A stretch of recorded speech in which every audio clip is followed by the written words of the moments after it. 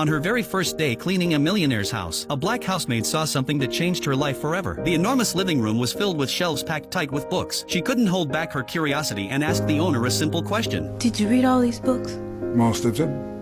Why? His answer made her realize something powerful. Knowledge could truly change a person's destiny. That night, when she got home, she turned off the television. She sat down and made a learning plan for her children. She told them they had to finish 2 books every week, and on weekends they needed to write a report about what they had read. If you use that time to develop your God-given gifts, wouldn't be long before folks was watching you on TV. Those words sank deep into her son's heart. From then on, a boy named Carson studied late into the night, but even with all his effort, he was still at the bottom of the class. When his teacher asked how many questions he had answered correctly on the exam, he whispered, "None." The classroom erupted with laughter. Carson lowered his head in shame. Every day after school, he avoided his classmates so he wouldn't face their stares, but the teasing never stopped. Finally, he lost his temper and got into a fight. He was sent to the principal's office. When the principal demanded an explanation, Carson said it was an accident, but no one believed him. The principal pulled out his report card and handed it to his mother. It was filled with nothing but D's and F's. He warned her that if things didn't change soon, the school would have no choice but to expel him. On the way home, Carson was overwhelmed with guilt. He promised his mother he would never fight again, but when it came to grades, he wasn't so sure. He had already tried his hardest, and maybe his classmates were right. Maybe he really was dumb, but his mother looked him in the eyes and said firmly, "You're not dumb, my son. You are smart. You just haven't used your intelligence yet. But if you keep these grades, you'll spend your whole life scrubbing floors in a factory." Her words shook Carson to the core. He vowed to change, to prove himself to his mother. Yet no matter how hard he worked, his grades didn't improve. Then one day, his mother noticed something strange about the way he read. She soon discovered the truth. Carson was severely nearsighted. She didn't hesitate. She broke open her savings and bought him his first pair of glasses. For the first time, the words on the board came into focus. For the first time, his eyes locked onto the pages of his books. Slowly, his grades began to rise. The day he finally passed an exam, his mother's joy was beyond words. From that moment on, Carson started to love learning. He read late into the night at the library. He read in his dimly lit bedroom. He even read in the bathroom at home. Anywhere he could, he studied. Soon, his grades improved dramatically. When he brought home his very first A, he rushed home after school, eager to share the joy with his mother. But she told him calmly, "If others can do it, you can too, and you can do even better." Those words became his driving force. Carson pushed himself harder than ever. The first time he stood at the front of the class to be praised by his teacher, he felt something he had never experienced before. It lit a fire inside him. As time passed, his hunger for knowledge only grew. He became fascinated with everything, even a simple pebble on the ground. His curiosity drove him to read every book he could find about rocks. That curiosity paid off one day in science class. The teacher held up a black stone and asked if anyone knew what it was. The room was silent. Then Carson raised his hand. "It's obsidian," he said, and went on to explain how it formed. His explanation was so detailed that even the teacher learned something new. From that day on, his classmates saw him differently. After class, the teacher showed him a microscope.